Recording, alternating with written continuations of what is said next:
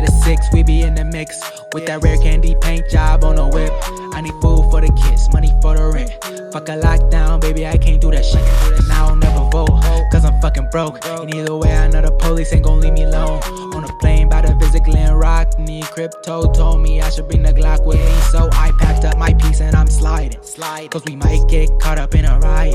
Middle finger Trump, middle finger Biden. Fuck a left, fuck a right, is you riding? Know you love to see it, dudes rocking.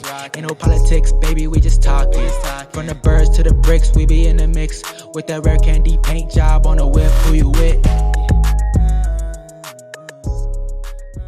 Okay, I'm pleased to have Sascha Ciezata on here, and he wrote a how do you say it? Do you write these? Do you draw these? I know nothing about comics. I don't. What would do? Like, I guess he's the author of of the Hippie Hunter, which is like a graphic novel noir centered around Paul Tate, the father of Sharon Tate. Very, very, very fun read. I've been seeing your artwork on X for a long time, just coming up there. So it was really nice to see it like kind of put into like a narrative and stuff. So that was really cool. But I mean, I'll ask first off, your appearance on the Bret Easton Ellis podcast. Not only am I jealous, but it was actually really good. And I'm a huge fan of that show. And so since he had a pretty rough last year, like just personally and stuff. If you've been following Bret Easton Ellis's life and stuff, it was he perked up a little when you came on, which was nice. Like he really just had that interest that he had, and the detachment. Sometimes he gets really detached when he's in kind of a sad mood, and I felt him perk up. So that was really cool. And you got a bunch of feedback on it, positive, some negative, but I think a lot of people listened and liked it. Yeah, no, I've known Bret for like 20 years now. It's cool. So like, we're friends, and I haven't seen him in a few years. I haven't been back to LA since like 2021, I think.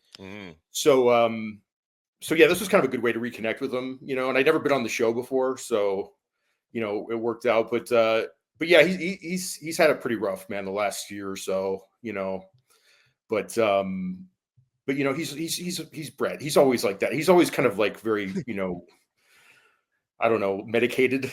like his books. I mean, his books read that way a lot of times too. It's like painfully, strikingly funny.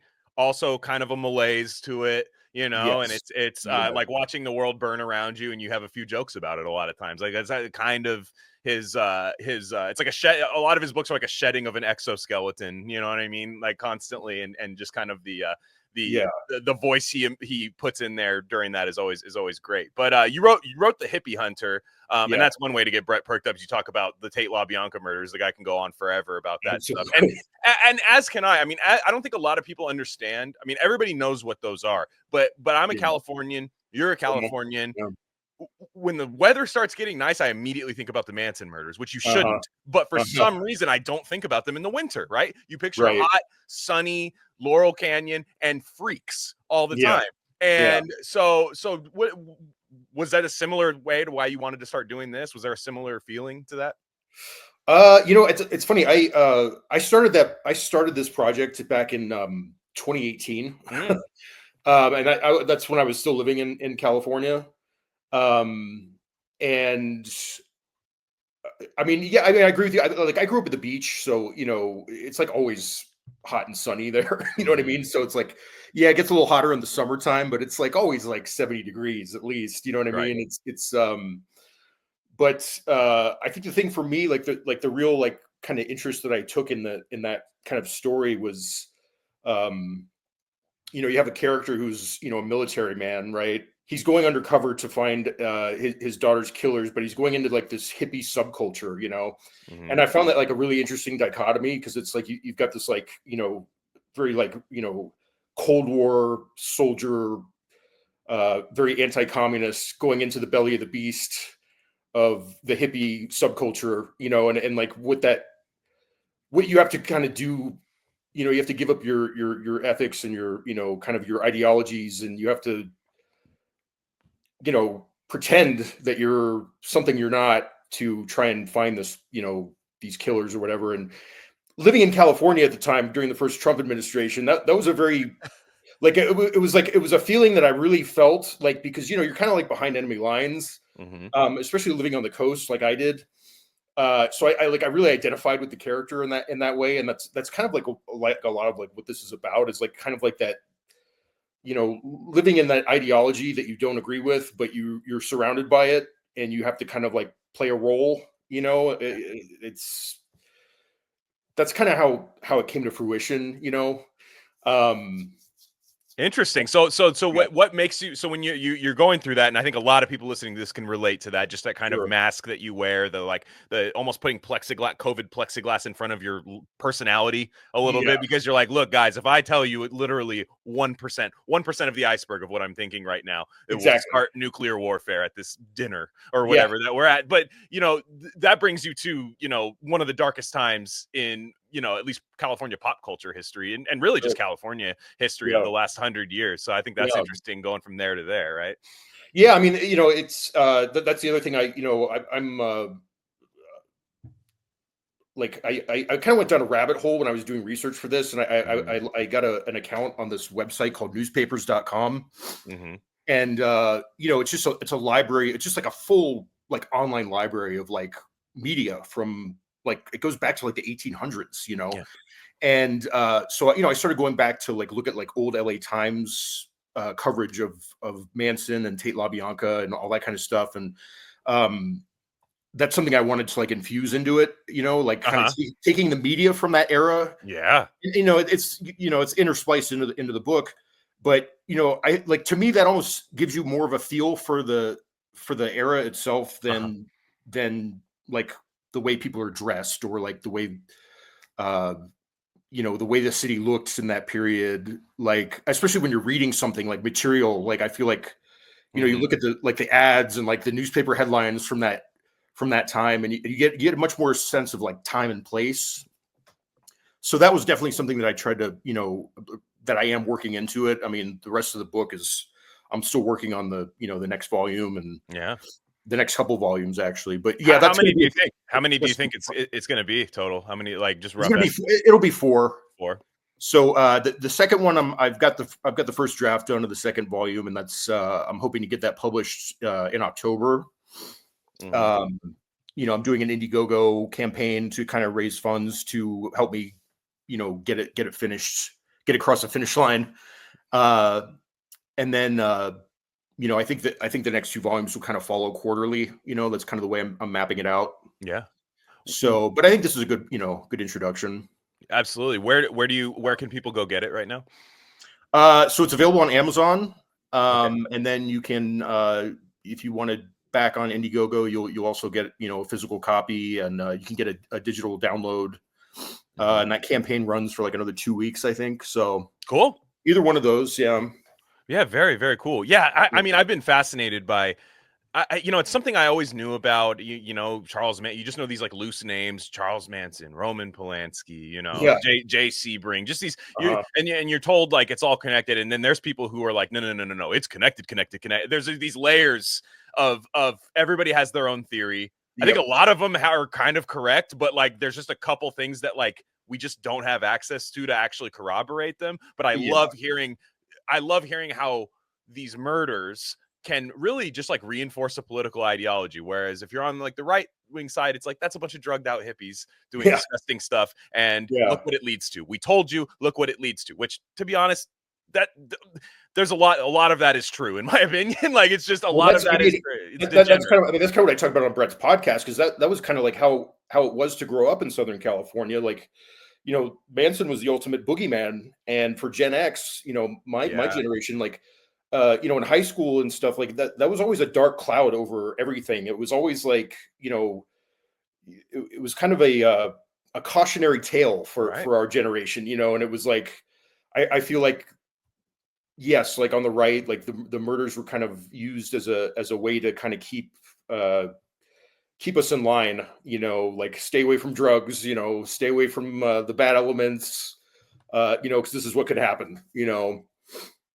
Yeah, and then you put it with I read Dave McGowan's Weird Scenes Inside the Canyon. Have you read Oh that? yeah, I've read that too. Yeah, good book. Which is definitely more from, my biggest critique of it is the maximalism of his connections, where I'm like, come on, Dave. Like, you Yeah, did not exactly, you got a little lazy with like, he'll tell you some really, really good information to go, and that's why we don't have communism. You're just like, well, what? Like, yeah, like it'll be like yeah, that. But to be fair, I think both theories have a little bit of both have a little bit of credence to them. Whereas, yeah, it was a massive drugged out hippie degenerate thing that was happening from a bunch of people who ran away from their military families. Now, again, we might talk about the maximalism of all of them having these military connections. It is fascinating, but yes, a lot of times it's like you're running away from your military dad. Sharon Tate being one of those people, yeah, and you have that's a perfect place for, in the heart of culture in the West, in the West of the United States, to do yeah, a drug running operation. And you're yeah, not going to do that with just a bunch of low life hippies. You need some big heavy hitters in there moving drugs, which yeah. I think could have been aided by some government stuff. You know what I mean? I Oh genuinely yeah. think it was a massive, what are you, 5 hours away from Tijuana, and stuff like Uh-huh. that. Like it's very easy. And then Yep. I have a scary paranormal theory, which I don't want to, I don't want to get to quite just this yet, but like Okay. but like, what do you think about the whole McGowan thing with that? Well, the volume 2 is actually it's kind of set in Laurel Canyon, and it's Oh, very much, very much follows that theory, like that you're cool. talking about. You know, military industrial complex. Hmm. Lookout Mountain, the Air Force base at the top of Laurel Canyon. That Yeah. was the film studio, like that. That features into it. I don't want to. I don't want to give my theory right now because it's part of the Because it's next part of the book. book. But yes, I definitely think that there was definitely some intelligence work going on, and there was definitely some government involvement. Right. I'll leave it at that for that. But yeah, so I definitely get into that in the next book. Yeah. But I definitely agree with that. But I'd like to hear your supernatural theory, because I haven't heard any of those really. So We're going to get you right back to the episode, but I just wanted to let you guys know of a few other things we offer at Rare Candy Industries. We have a Substack with free and paid subscription options. Free subscribers get access to all written content. That includes Bob's Red Pill. That's the best thing going on the internet right now. Trust me. Paid subscribers get full access to our premium episode feed. And that's just every episode we don't necessarily want to share with the general public, if you know what I'm saying. Again, that's rarecandy.substack.com. We also have merch. That link's a little long for me to say right now, but go to the description, go to our merch store, and find a shirt that's right for you. We have Rare Candy shirts, Dr. Bronner soap label shirts, Rishi mushroom shirts, all types of stuff there. Check it out. There's got to be something for you. And lastly, check us out on social media. On Instagram, we're Rare Candy Pod, but on Twitter, we're at Rare Candy Pod 1. All right, enough of that. Let's get you back into the episode.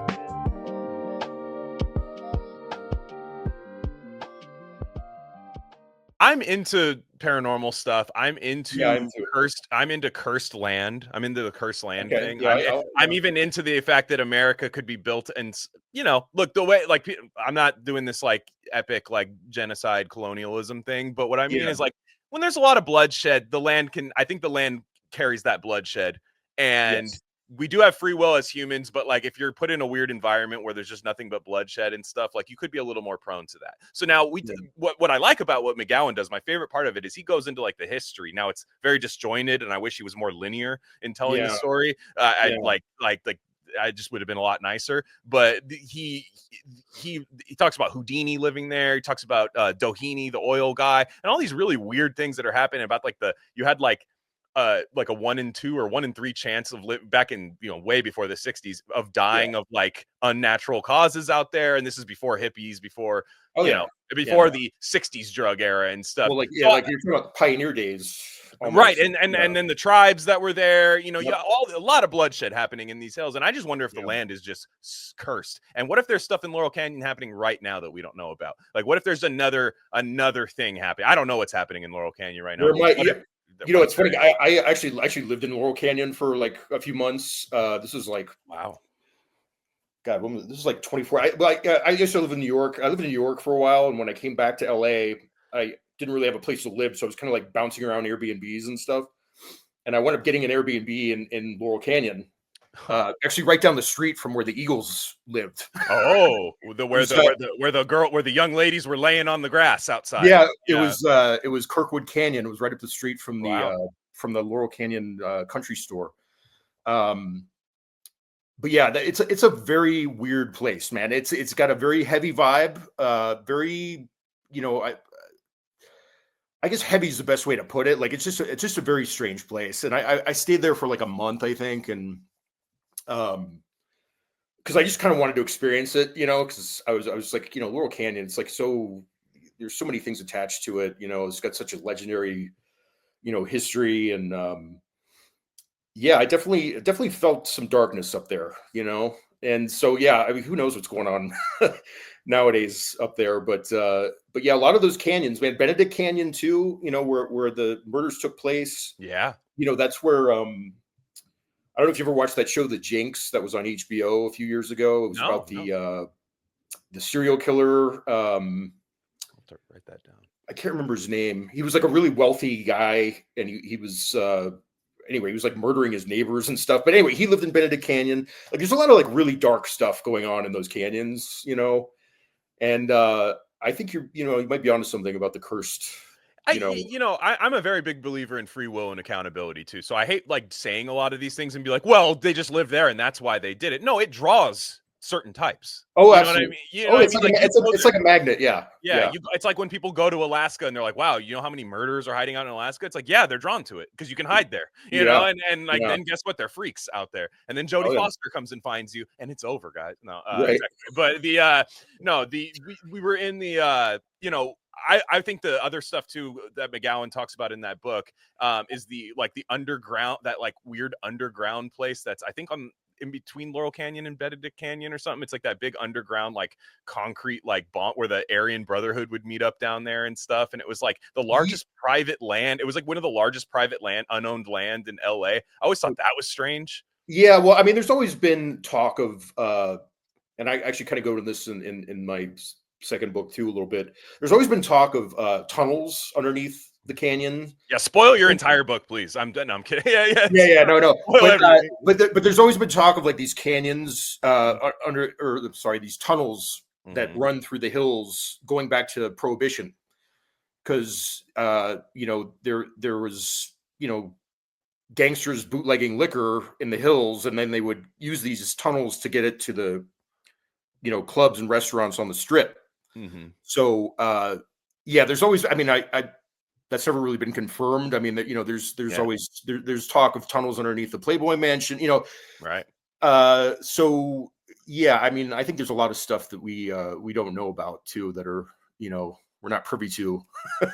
Apparently there's rumors because like Manson was big in tight. Charles Manson was big in tight with Dennis Wilson, who lived in the area, I think. And like there was thoughts that like Manson would use that as like, I mean, in his mind, there was going to be a race war.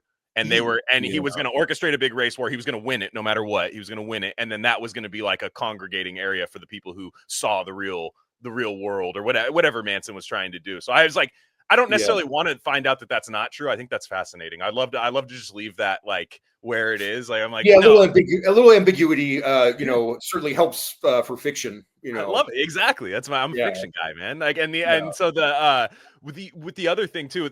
First off, I fully will not be swayed against the Playboy tunnels, because I think if any man was going to build a tunnel somewhere, like with sure male testosterone will, it would be to the Playboy Mansion. Like you would get that done.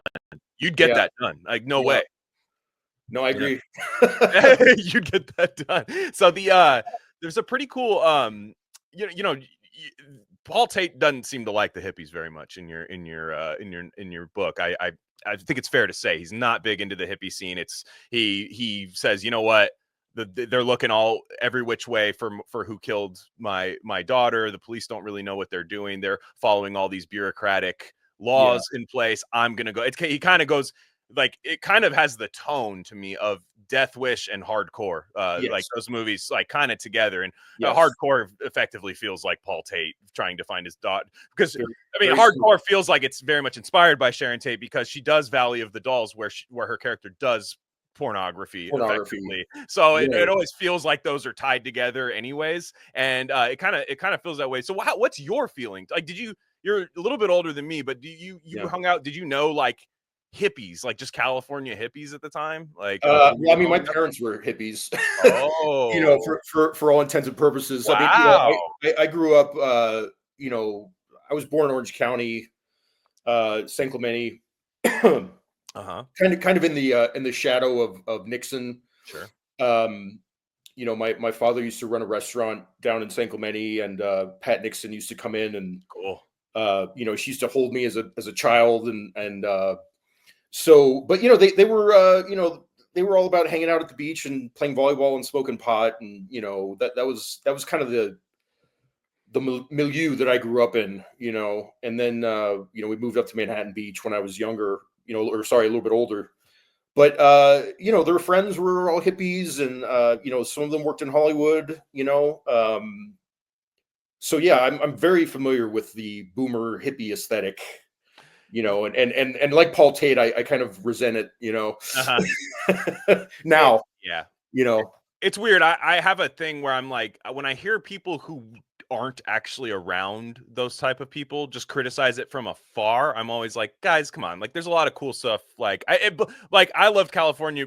I like the California melting pot aspect. Like when I was a kid, like these weren't Laurel Canyon hippies. Like this was in the 2000s and stuff. But we'd have people wearing hippie stuff, but they would be hanging out with guys like the Wigger types and like the, you know, I loved that aspect where it just didn't matter. It actually was post-racial California. It actually was what we strive to be for. And you know, so I've always heard when people go, "Oh, hippies is bullshit," you know, and the thing I hated about McGowan's book more than anything was he pretends that the music was like a garbage, and I'm like, you know, yeah, I don't know, man, like these, Yeah, I I don't think agree with some of that. these guys were a lot more talented than, and you need them to be not talented for this to work. So it's kind of, I didn't like that, but also when I'm around hippies for longer than like a day, I want to Yeah, you want I want to redact things. you want to become a hippie hunter. Yeah, I get it. Where are you from? NorCal then, or Northern California, San Jose, California. you know? Okay, so Yeah. you're right. You're right. in the Santa Cruz is right down the street. Santa Cruz is 30 minutes away. There you go. Hippieville. There you go. And there's right-wing hippies in Santa Cruz. Like you'll go in the hills and there will be a guy Sure. that looks like the teacher from King of the Hill with like the long hair and stuff and the tie-dye, and he'll be Yeah. making his own soap with a Gadsden flag behind him and Sure. guns everywhere. And he'll be like, "Yeah, I'm a hippie." And you're like, Yeah, I think you get a lot of that too. You know, closer you get to Oregon as well. You know, it's there's actually like a very strong like right wing hippie contingent in NorCal that, you know, it's more inland. It's like the coastal is where you get like the really liberal ones and the insufferable, you know, burnouts from that era. But then as you go inland, you get the more conservative and kind of what you're talking about. You know. Yeah, it's so I've always, but like when I'm around them, and I've been around them, like I, you know some people, and like you'll stay at a house for like an event or something, and everyone wants to just do unorthodox things, like, and you're just like, God, can we just do normal thing? Like, can we just be normal and like smoke some pot together and just chill? Like, can we just do that? But they, you know, it's just all the, and like those, you know, talking to hippies sometimes where they have that like vapid look in their face, and you understand why everything and you understand every time why these co-optings of their movements happen. You're like, I could tell you something right now that could blow your mind and you would believe it and make it your whole personality. And that's what like hippies back then, that's why they got infiltrated. And we were talking about Inherent Vice, where I thought there was somebody I think that had a massive misread about it. It was on X. I was like, you didn't understand what was happening in that movie. And I hate being the media literacy guy, but it is important that this person was saying that, you know, Once Upon a Time in Hollywood, Quentin Tarantino's movie, is really mean to the hippies, whereas Inherent Vice, it makes the hippie lifestyle look cool. Really, Doc Sportello has a lot more Paul Tate to him in that movie and novel than people would like to admit. It just looks really cool because Paul Thomas Anderson can't make anything that looks bad. So like, of course it's going to look cool, you know? Yeah, I think, well, I think what I can't quite remember what the argument was with that tweet that you're referring to, but I do remember thinking, you know, Inherent Vice kind of shows you the dark machinations of the hippie movement, or what was behind it. Wow. And Tarantino is only interested in surface. You know, he's only interested in the image. You know, so it's two different it's two different takes on that era, you know. So I don't think one is right or wrong or one's better than the other. No. You know, they're approaching it from two different angles, you know. Um, but Yeah. you know, I think Inherent Vice certainly has much more, you know, definitely in common with the Hippie Hunter, in that it's, you know, you're kind of seeing like the invisible hand at work with a lot of this stuff with the hippie culture. Whereas, you know, Tarantino is, again, he's only interested in the Hollywood, you Yeah. know, the surface, you know, the image of it, you know. He's not so interested in that, in the kind of the machinations of things, you know. Yeah, I think that's Mm, perfectly said, because, like, you know, so, the Paul Thomas Anderson, you know, he's you know, the whole idea of Inherent Vice is this guy is, it's the end of the 60s, and we're talking about a crazy, I believe Inherent Vice takes place actually in 1970, like right after the yeah, yeah, Tate-Labianca murders. yeah, I think it's right. It's like right on the cusp, and it is, yeah, we're talking about a decade of, I mean, it starts off Bay of Pigs, 1961, Kennedy right, assassination, 1963. I right. mean, all of these things, all of these RFK, RFK, MLK, yeah, everything, yeah, everything. I mean, what, I mean, you are if you think we're in like crazy like end times now, like the 60s, with, if we had modern social media coverage of the oh 60s, yeah, people would think the world was was literally on fire. So when literally, you're yeah, looking at this hippie guy who spent all this time kind of never collecting money from anybody, he's like, oh, free this, free that, but then he sees that everybody else is like compromised, kind of, where he's yep, like, actually, just random guys that I see on TV are hired to do this and do that, and it's really just the end of an era, and it's realizing like, oh, this couldn't be for the rest of my life. We have no rules. We have no structure. Somebody with structure will come it's in and ruin this. we'll impose it, yeah. Yeah. And So that's, that's, you know, that's very much Pynchon too, you know. That's like mhm. Yes. that's definitely a uh kind of what you're saying is like, you know, this can't go on forever. I think that's kind of like the melancholy of a lot of Pynchon books, you know, Yeah. is like kind of like you know, we had it really good for a while, and then it kind of got away from us, you know, and it got co-opted, and um Yeah. yeah, it's, I love, you know, Pynchon. It's funny, Pynchon, you know, he used to live in Manhattan Beach in the 60s, Hmm. and I used to live down the street from where his old apartment. It's still there. And you know, that's where he wrote I think Lot 49, and Yep. he wrote some of Gravity's Rainbow there. And you know, I used to walk my dog past it all the time. I'd just be like, ah, that's where Pynchon lived, you know. It's like so cool. It's But so crazy how he just exists, like, and yeah, nobody has like sightings of him really. People, and he's a guy I feel like I would recognize. Like, he's a very strange looking guy. Like, looking guy, yeah. yeah, Well, he's very, he's a total recluse, you know. yeah, so I just wonder, like, I don't, and the thing is, I don't. It's classic. It's like his novels. All his novels seem to be centered around a conspiracy theorist, a guy who's seeing Yep, all these things happening, but then he goes on this long journey, loses everything around him and everything, and then still doesn't really get the answer. That's exactly, kind of what Lot 49 is with a woman, and absolutely. and you realize you're like, I don't want to know about Thomas Pynchon. I want to be able to. I love the freedom that I get. Thomas Pynchon is what I want him to be, you know. And Exactly. you know, that's why like, if there was a tell-all documentary, I'd be scared to watch. I'm sure I would watch it, but I'd be kind of disappointed, I'm sure. Yeah, I mean, he's kind of you know, he's so enigmatic. It's like we were saying earlier about, you know, where you kind of invent your own fiction about him. You know what I mean? Yeah. Which is what's cool about that, because they, you know, especially in this day and age of you know, knowing everything about everyone, and they're always 24/7, you know, on your screen. You know, a character like that is you know, I mean, doesn't exist anymore. You know, No, it's very and strange. It really bothers me, and I know the irony of someone who puts a camera in front of his face and says his every thought into it, saying right? this right now. Yeah, But we can't have rock stars for that reason. People talk about Me Too. People talk about yeah, all of these things. There's also an element of, I would love when you would just see, when, like, okay, let's take Don Henley for anything. Like, Don Henley's a very famous guy. You know, you'd see him, good yeah, looking guy, Stevie yeah. Nicks, all of these things. But for the most part, there would be a publicity thing when his new album would come out, and then you'd be like, oh, Don Henley, and you were able to imagine all these crazy things Don Henley was doing. But nowadays, the Don Henley, I mean, there is no like rock nowadays, but let's say there Yeah. was, you know, Yeah. a new rock star is just going to have his phone like this and going like, what's up, guys, it's Tuesday, working on my album right now. And then you're just like, just let me know Yeah. when it's out. Just let me know when it's out. It's You know, the I call it the end of Mystique, there you you go. know.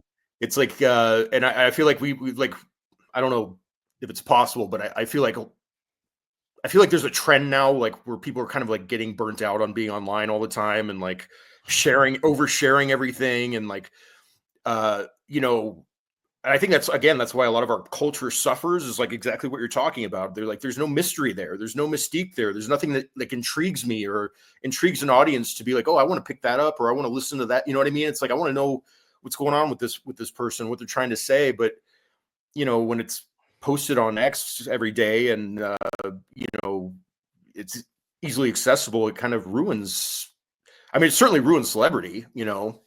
Ruins celebrity. It ruins like processing of complex art. Whereas like if you what someone will do is if they watch, you guys talked about it on Brady Snell, so you watch Mulholland Drive and you go, I don't know what happened. Yeah. So you're gonna go on and you're gonna type. We're trained this way to go Mulholland Drive explained, and you're gonna read somebody's thoughts about Mulholland Drive, which they might get the crux of what the movie is. I mean, it's once you watch the movie a couple of times, even once, like you can go, okay, I know what this is. But you kind of like, no, chew on it, sit with it for a little bit, watch it again. Watch it again. You knew there was something intriguing about it, but you didn't quite know how to explain it to somebody. But everybody has this maximal, I need the answer right now.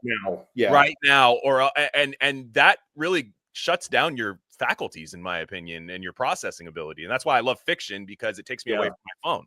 It takes me away from I can put it away. I can put it away. I'm 100% with you, man. And what are you reading right now? Oh my gosh. I am reading right now Libra by Don DeLillo. Another 60s, another 60s. Got that right here behind me. It is damn good. And so I love that because I love Elroy's American Tabloid. So like that just pairs, like it's just a total different tone of the same kind of story, and just kind of the self-reflection of the characters and the different style. So I'm reading that, and then I'm also every night before I go to bed 10 pages of Gravity's Rainbow till I'm done. Oh, nice. How far are you into it? 80 pages. 80 pages. I mean, it's like I have to sit there. I sit there and I reread pages. Like I just go, there's no rush for me to finish this book. And we are going to do a 4-part episode. I'm doing with Bernard T. Joy. We're going to be doing that throughout the year. Like, but I'm just like, I love Pynchon. I would never recommend him to anybody. Because I can understand why anyone would hate him. Oh, like, absolutely. Yeah. It's not for the normie tastes usually.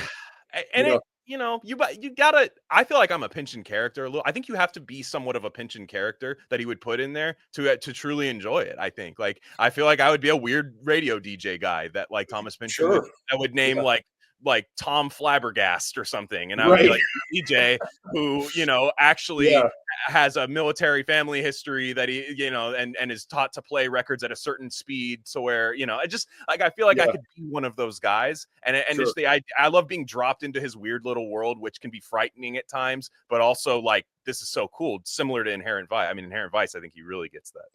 Oh yeah. But it's funny. I tackled Gravity's Rainbow a few years ago, kind of like very similar to like how you're doing it. I think Brett did the same thing. Is like, I would kind of read like a chapter every morning. Yeah.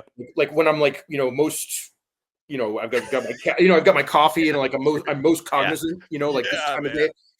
And it was such a pleasure, man. It was so good. It was like I just got to savor it, and it's like you're saying, like I would go back and reread stuff. No rush. And I think that's the best way to read that book. It's like, you really just got to like indulge in it, And, I think I got through it in like 3 months or something, but it's daunting, I think, to the normie, who's like, doesn't really know what they're getting into. But like, if you're like you love to read, you like appreciate literature. It's like one of the best novels ever, man, And I find, to me, and I could easily hit this roadblock upon all roadblocks, and I plan to. This is probably my 4th or 5th of his book, so I kind of understand. I understand that if you can read 10 pages and go, I have no idea what just happened, but then 10 pages later, you're like, oh. There's this again. They do a good job. Actually, his subreddit is actually pretty good because there's actually people discussing chapters, and not in this. Here's what happened. It's actually right here. I was thinking this, and that, and it's actually very interesting. It's actually like good for some reason. Just not that Reddit. It's not that like Reddit tone of like. I don't use Reddit. So. I had to look at it for an episode because I read V. and Yeah. V is tough. I've read V2, and I couldn't tell you one thing I remember of it. It is. I think it's very good, but that I found that so far to be tougher than the beginning of Gravity's Rainbow for me. V is very impenetrable. It's definitely not the place to start. Yeah, because I was like, what happened? I was like, I straight up like I read the end of V, and I was like, what? Like, there's a it takes you into like a whole mythology thing at the end, and I'm like, okay, I just need to let me know. I'll interpret it my own way, but like, what happened? And yeah. So it was like that part's tough. But and it was weird. The first page of Crying of Lot 49, I didn't think I spoke the same language as him. I was like, I read it, and it's very flowery, and it's just about a guy having a statue drop on his head, and he dies, and he's the executor of a will. But you're just like, is this English? And then after a while, it's like, can I shoot this intravenously? Can I consume this? Can I have this like Howard Hughes like pumped into my blood all day? Like, this is so good. Yeah, no, I think Lot 49 is his most accessible. I think I think that might have been the second of his that I read, and that's my favorite. That's my favorite Pynchon book. But it's so good. Because it's a very it's a pretty simple story. You know what I mean? It's like it's like a detective story basically, but the language isn't too, I guess it's not too inaccessible like some of his other books. It's very short, and it also kind of takes place in Manhattan Beach, like in the 60s. I mean, it's like adjacent, but so cool. I read a lot of that into it also. I think that's probably why it's my favorite, because it's like you can tell like when Pynchon was working in aerospace. I think he was working at God, what was it like? Not Raytheon, but like he was at Boeing, I think. Boeing, that's right. He was at Boeing, so he used to, tool down Rosecrans to Hawthorne where the Boeing building is. And like, I know where that is, so it's like, I see all that in that book, I think that's probably part of why it's my favorite, but that's cool. Yeah. I love authors cause I have Steinbeck up here, cause I love the post. And like, say what you will, people will be like, oh, that commie. I'm like, I dare you to read his shit and think it's like just communist bullshit. It's fucking great. And like, and like East of Eden is my favorite book of all time. So, cause I can take you through the locations. They don't really change either. Right. Like, it's weird. Like, you go down to like the Salinas, all that whole 831 area code, and you're like, this probably isn't that different from when he like lived here. It's kind of strange. And then you'll see like gangbangers though in like Steinbeck town. You'll see like a gangbanging Mexican guy walking into like some 1937 East of Eden market. It's so surreal. It's a Thomas Pynchon thing. It's a Thomas Pynchon it sounds like contrast. Sounds like a Pynchon book. Yeah. It's so funny. The lived in area, like I know people that live in Texas, Larry McMurtry, right? Like Larry McMurtry will take you through Texas, the real Texas, the Texas that people find boring, but he finds so much life in it. Like I love authors that do that. Yeah, no, it's especially LA authors. I like Chandler does that, Brett does that. I love that. I mean, Joan Didion, it's Elroy. I mean, there's so many great LA authors, but yeah, and I read some of that too for kind of the vibe for the Hippie Hunter. I read a lot of Didion. Read a lot of Chandler. Trying to infuse it with a little bit of darkness, a little bit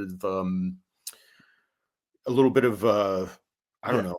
Yeah, the seediness, the seedy noir of seedy noir tone of what you did here. It comes, but also kind of like the dread. Like there's always like a dread that's kind of like percolating in the corners of sunny Los Angeles that I kind of want to try and capture. So that's Brett did that so good with the shards. When I read that, I was like, oh my gosh. Like I haven't read all of his work, but it's my favorite. Like I truly was like, this is okay. Interesting. I think if it came now again, I haven't even read American Psycho. That's coming up. So you haven't? Oh, yeah. Okay. So I know I'm missing some of the core stuff. So you're in for a treat. Yeah. Because I love Rules of Attraction, love Less Than Zero, and I love the shards. I loved White. So I'm gonna get into all that stuff this year probably. But the shards, I was like, man, the dread of this is so good, especially of that age when you.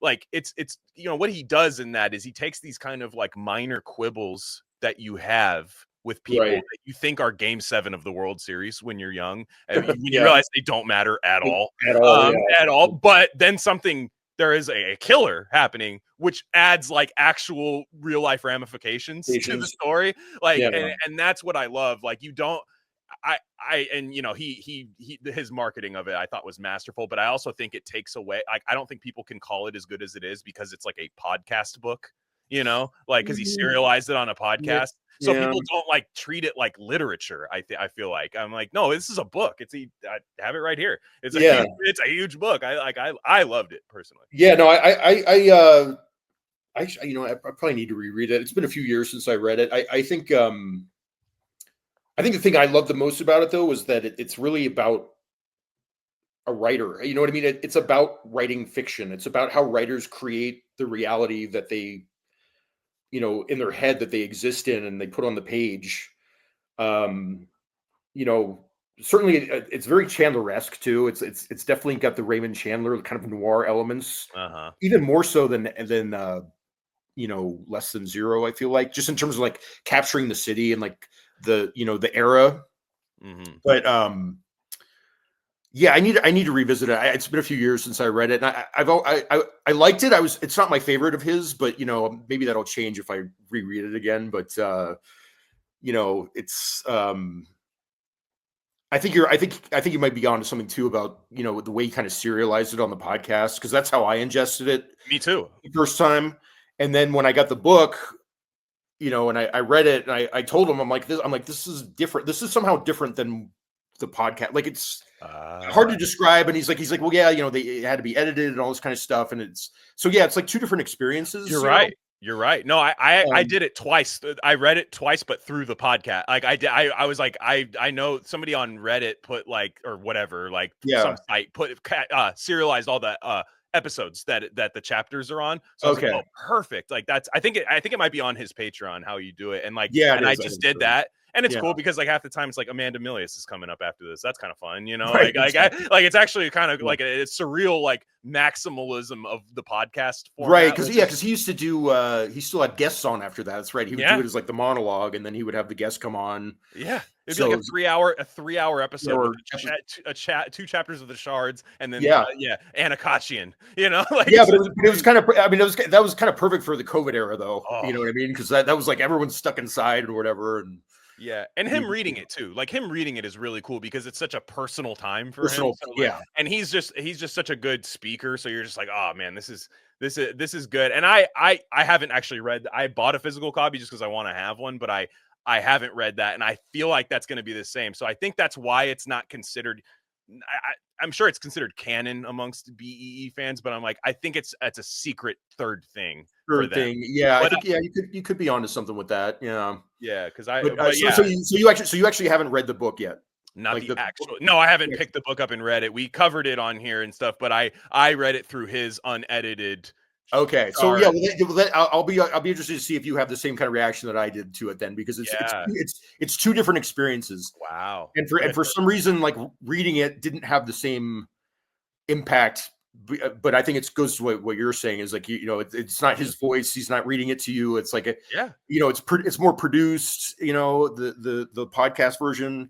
And then you get to the book, and the book is definitely, I mean, there's definitely some scenes that were, you know, cut out. There's some things truncated, and it's a different reading experience. So I'll be curious to hear what you think once you read it. Yeah, no, absolutely. And when you said about Less Than Zero to me is, and I don't know if he meant to do this. I just think when you're that young, you just are what you read. And I think even when you're older, you are too. But like the Didion Play It As It Lays, like, and Less Than Zero have the same exact tone to me. Absolutely. I mean, there's even like if you read Slouching Towards Bethlehem, there's even like passages that he straight like just cribbed. You know, I'm for it. Yeah. Have you read Slouching Towards Bethlehem? No, I've only read the White Album and Play It As It Lays. But I love her. Yeah. Okay. Yeah. You should check out Slouching Towards Bethlehem. It's an essay. It's about San Francisco in the 60s, about the Haight-Ashbury, and it's all about, you know, she's kind of embedded with these hippies, you know, and but it's like reads like Less Than Zero, that very flat kind of tone, and it's you know, vignettes, You know, I think it's like about 15 pages or something, but it's the end is just one of the most, I don't know, like devastating paragraphs I think I've ever read, and like Wow. about the 60s. It's like I don't know. I don't want to give it away, but yeah, you should definitely read that. Yeah, no, she's great. And the first thing I ever read from her was her essay about like driving and traffic from the White Album, and I was like, wait, a woman is like this obsessed with like driving and the intricacies of driving. I'm like, this is phenomenal. Well, Like, that's what Play as It Lays is. yeah, It's all driving. driving. She's still driving the freeways of LA. Yeah, because like only men talk about driving in that way, and it's like, and I was past, the weird flyover intersection by the 395, and you're just like, yeah, like no, I've never heard a woman talk about that. You know what I mean? Like unless you're there, unless you're physically doing it at the moment. But like this is just somebody who like, and again, driving is half of your life in LA because you're just sitting in traffic. So it's the culture. Yeah, I don't think people realize how long you spend in your car. That's why the best scenes of Once Upon a Time in Hollywood are the driving scenes, and just those side shots of Brad Pitt in the car and stuff. And you're just like, yeah, because that's LA is driving. It's not a walking city. I mean, you can walk through it, but it's nobody walks in LA like the song says, man. Yeah, exactly.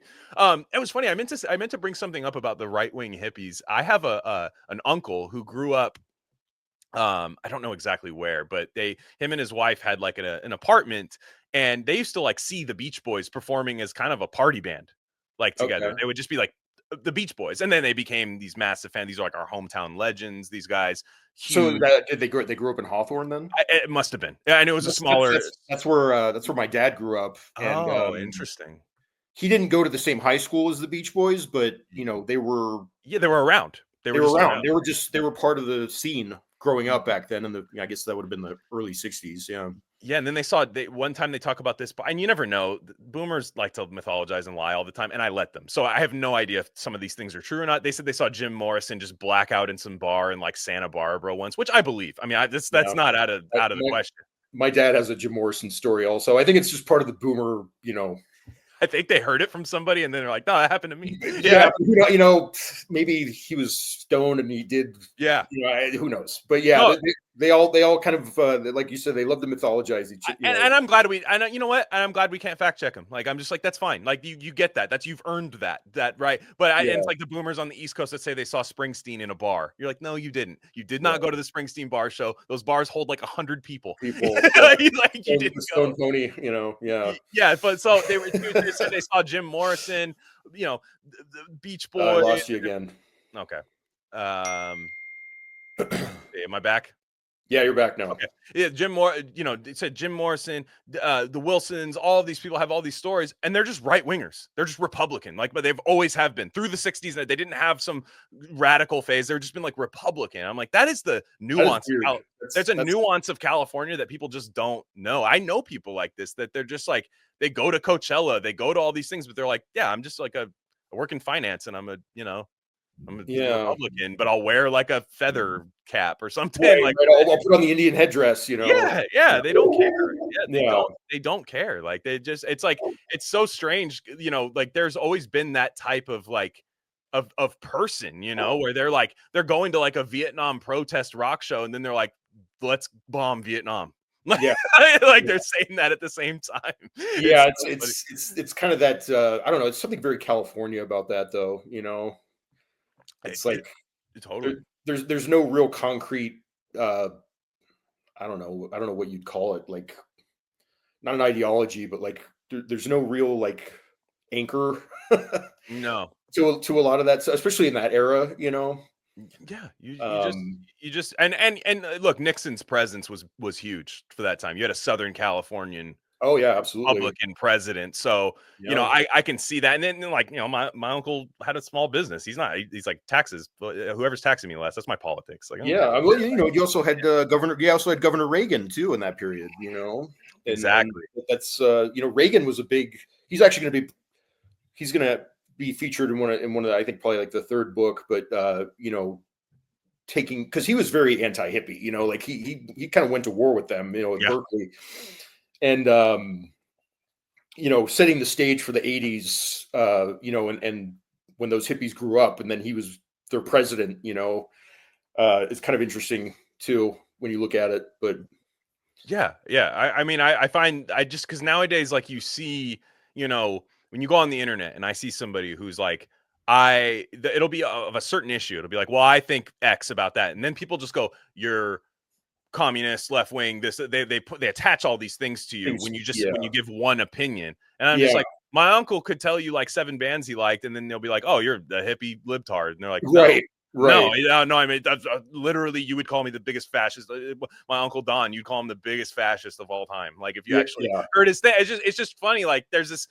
It's why when I hear critiques from people who didn't live in California, I'm like, maybe you're cut and dry. Maybe you guys are cut and dry in these other states. I've only lived here, so I don't know.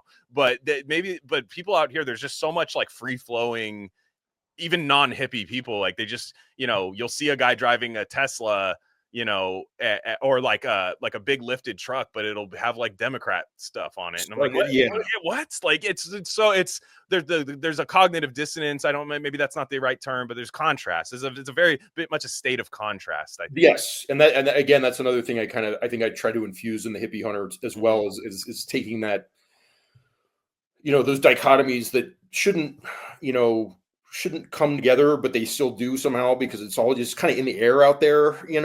I guess it's definitely a very California thing, man. I'd be remiss to not talk to you about your artwork in here.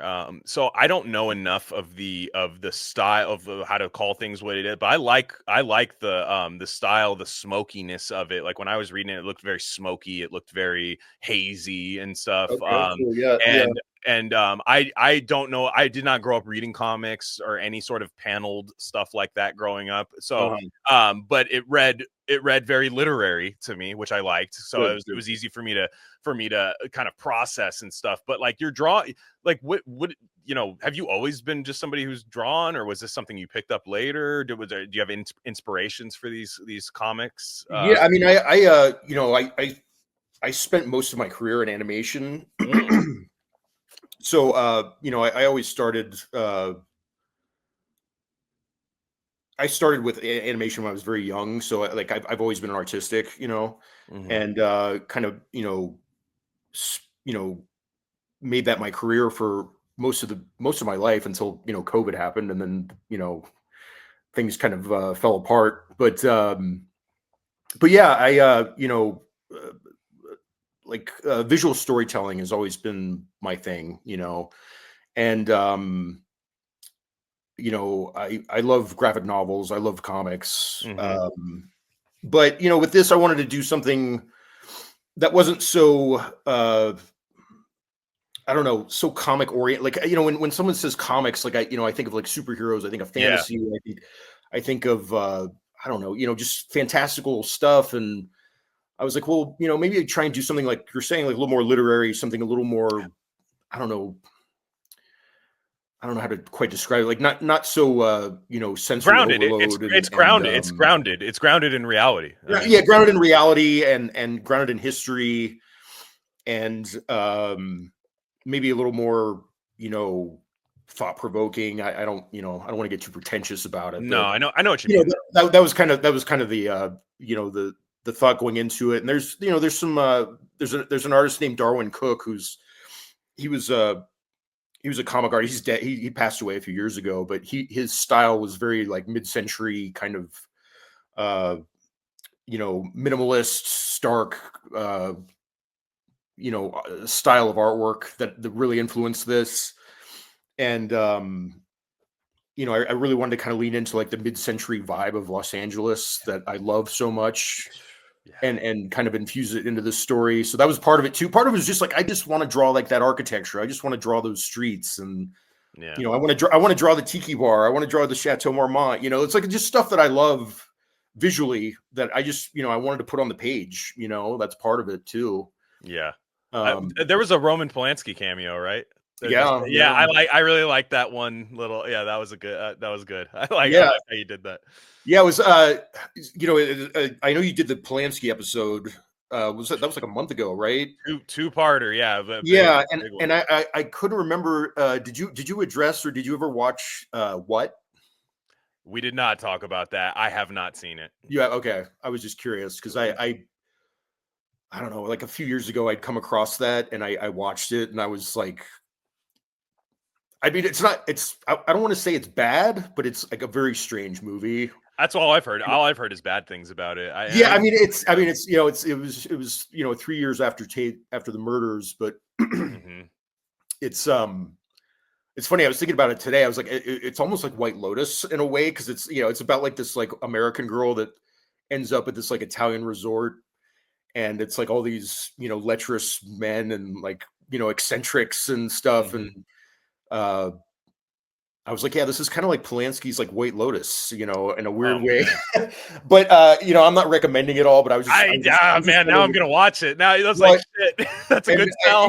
and like the actress, I forget her name, but she's like nude the whole movie, like she's literally nude like the whole time. It's I don't know. And I think my guest Cody had seen it and was like, "Yeah, it's just not that good." But but hey, there sounds like a reason to watch. Sounds like yeah, I was going to say if you want to be like the Polanski completist, I think you definitely got to get that one in there. His bad is so bad. And he's probably, in my opinion, the most interesting filmmaker ever. In my opinion, just in my opinion, I think just the stuff that the stuff that happened is crazy. And just I thought he stayed pretty damn good throughout the 80s and 90s. And I thought he evolved, and I thought he made great films and nobody ever wanted to stop working with him. It was great. I love it. But like the bad stuff is like, wow, this is like, dude, like your misses are so bad. But that's just who he was. He thought he was big. He's just big.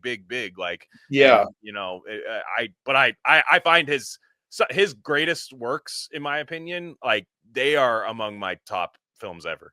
So what's your number one? Chinatown? Or you kind of have to speak objectively and say Chinatown, because if I try to get weird, I love Chinatown. I can watch it anytime. Sure. You can put it on all the time.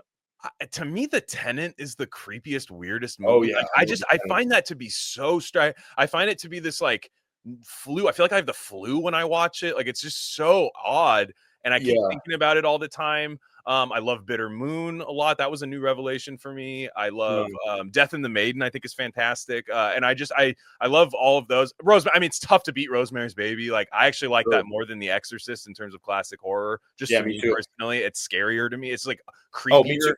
Yeah, sure, like The Exorcist. I don't get scared by that stuff a lot. Did you watch his Macbeth? I not for the episode, but I have since, and it's good. I actually like it. I think it's pretty good. I was expecting to be like, oh god, this is boring. I actually liked it. No, I liked it too. That was actually his first film after the murders, and right after, and there's a lot you can read into that, but I think it's probably put on by Playboy. Well, Hugh Hefner, I think, produced it. Yeah, he did, yeah, it was put out by Playboy, which is there's always so many just odd things happening around the guy, and he's in every like weird scene. I mean, he's a very prominent figure in Laurel Canyon. There's people he never talks about doing a bunch of drugs, but he's just constantly around people doing drugs and stuff. It's just and he had his proclivities, absolutely. From the 5 to the 6, we be in the mix with that red candy paint job on the whip. I need food for the kids, money for the rent. Fuck a lockdown, baby, can't do shit.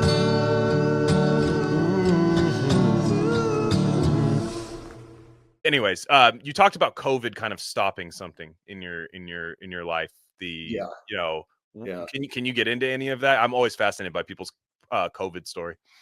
Well, so I was a creative director and an animator for an education website that was kind of based at Stanford.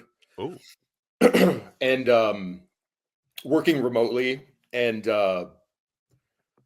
I had been with them for about like a decade, about 10 years. Yeah. And, COVID happened. And then, like Paul Tate, I was very undercover with that group because, they were, Stanford. I mean, they were, I know. We're talking like, hardcore, hardcore progressives. They had their own misinformation observatory that was erected at Stanford that just now got defunded. I am aware. Yes. Yeah. The COVID kind of, gosh, how do I put it? I guess it kind of like removed my camouflage, you know, and I think they never really came out and said it, but I think they kind of became aware of my worldview. And it was not an amicable parting, but yeah, it was unfortunate. I mean, you know, it was just when I think it was bound to happen sooner or later anyway, just because of the way the culture was percolating. But yeah, COVID like really just kind of drove a stake through that. You know, that was you know, like I said, that was like a good 10 years that I was doing that, and I had like full creative control, and you know, was making good money, and it was just, you know, it was kind of like blew up my life in a way, you know, which is you know, but that's the way it goes, I guess. It just you know, the vaccine thing came into play, and sure, you know, I wasn't having it, and then you know, they kind of let me go like not long after that. So I think that was kind of the final straw, you know. But you know, but it's funny though, because like, you know, I look at it now, and I look at all the stuff that Doge is doing with like USAID and all that, and I'm like, you know what, these guys were probably getting funded by USAID, and they were probably siphoning federal money from something for, you know, because it was through Stanford, so I, you know, who knows, but yeah. So yeah, I know. Yeah. You know, the way I look at it was like, well, you know, maybe it's a blessing in disguise. You know, well, you figure like anybody who, it doesn't matter what side of the coin you are on COVID. It doesn't matter if you're wiping your groceries down still in 2025. It was an accelerationist thing. Like this thing accelerated a lot of kind of brooding things. Like, where if you had a friend group and it was like for a while, you guys could kind of, if you were just milquetoast on social media and they were just blah, blah, blah, blah, blah, like talking all their stuff. If you just kind of pretended to not care about anything, it could be civil. Now, when it comes down to like getting a shot, like I would have people ask me in public and they'd say, "Are you going to take the vaccine?" I go, "No." Yeah. And they go, "Why?" I go, "It's none of your fucking business. It's why." Yeah. I'll be glad to explain to you, but I know you're not going to listen to me. So I'll say, "No, I'm not going to." And I'm not participating in your humiliation ritual. And if you consider that the condition of our friendship, then we're not friends. Yeah. So, and it sucks when you have a career attached to it, because then we're talking about money. We're talking about things that are very much akin to you. These are your things, but these are attached to their view of you, which is really, really psychologically it's Polanski. It's a Polanski film. It's like very mind bending, hands grabbing out at you, you know? Yeah. No, I mean, you know, I lost a lot of like really good friends from over the vaccine stuff. You know, people I grew up with, people who, you know, I had a close friend who, you know, his mom had passed away about a year before, you know, and I was like, you know, in the hospital with him, you know, before she passed, she had pancreatic cancer, and, you know, a year later, the vaccine thing comes up, and then, you know, we had a big falling out, and I haven't talked to him since. You know, it's there's a lot of that though. You know, it's I'm not alone in that, but no. But you're right. It really it kind of, I feel like the first Trump administration was kind of like the initial simmering, you know, and then the COVID thing just boiled over, and that was kind of like the ripping the Band-Aid off moment, where it's like, okay, this is what's going to separate, you know, a lot of people from their pasts and from their, you know, what they grew up with, and friendships and relationships and careers, and it was definitely you know, the fault point, you know. Yeah. Well, you have a bit of a less than zero moment where you realize you're like, oh, these aren't my friends. This isn't where I want to be. Froze up. Okay. All right. I think it's still recording, but you got me now? Yeah, you're back now. Okay. It's like a less than zero. Like it's just like when you take it back, you're like, these aren't my friends. These aren't who I'm going to be around. And there's that shocking realization, the ripping the Band-Aid off feeling, where you're like, this is going to hurt. This is going to hurt. And it does hurt, because deep down, we were the more principled side. And I feel fine saying that. And it would have taken a lot for me to disown my friend. Sure. In fact, I dealt with their libtard bullshit the entire time, and I didn't disown them. Yeah. Right? Like we No, I know. allowed them to do it. We allowed them to do it, to say all these things to us. And then the minute you don't play the Simon Says game with them, Yeah. it's Yeah. over. That's the part I still can't get over. Yeah. I mean, Brett writes about that in White. Yeah. Oh yeah. And I'm one of the people in the final chapter that we have dinner. He writes about one of our dinners that we had where we're talking about this because he experienced this too. It's like that. I think he questions or he posits the question in that chapter of where if they don't agree or if they can't accept my opinion or my worldview on this, where they are friends to begin with. It's like I forget how he phrased it, but it is very true of that era. It was like have we really been friends this whole time, or has this just been a facade because I kind of went along with the herd, I guess. You know what I mean? I don't know. Yeah, it's like he phrases it better than I'm mumbling about, but he covers that in that book really well, I think. I used to be able to argue with my friends politically all the time. Yeah. Like no matter what I believed in, like you would have a thing, and yeah, I'm not saying it would never get heated, but it would get heated. And guess what? Tomorrow we'd hang out and make fun of that argument that we had. Yeah, you know what I mean. Yeah. That unfortunately those. I don't know. I mean, I think the tribalism of it has finally hardened.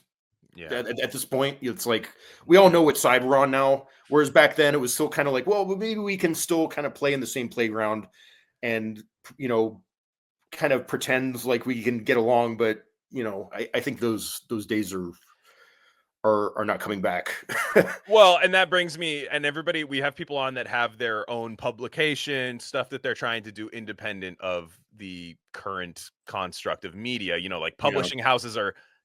They publish certain authors, certain looks, certain nationalities, certain creeds, certain sexualities, but they're not really thriving. You know what I'm saying? Like you're not seeing seeing the novels fly off the shelf. So I do think it opens an avenue, even though it's a little bit harder, but I think it's more fulfilling to publish your own stuff, to do all of these things. So, I mean, do you anticipate you wrote a book that'll scare people away to begin with, because it's, like people will read it and go, that's mean to the hippies. You know what I mean? Or this guy's right wing or something like that. So that might insulate them away but do you anticipate coming in, if this gets as far as you want it to go, do you anticipate having to confront these types of people again that you lost during COVID? Because that's putting art out into the world. A lot of art people are completely gone. No, I don't know. I think if anything, I would have to confront the real Manson fanatics. That's a good point. That's a real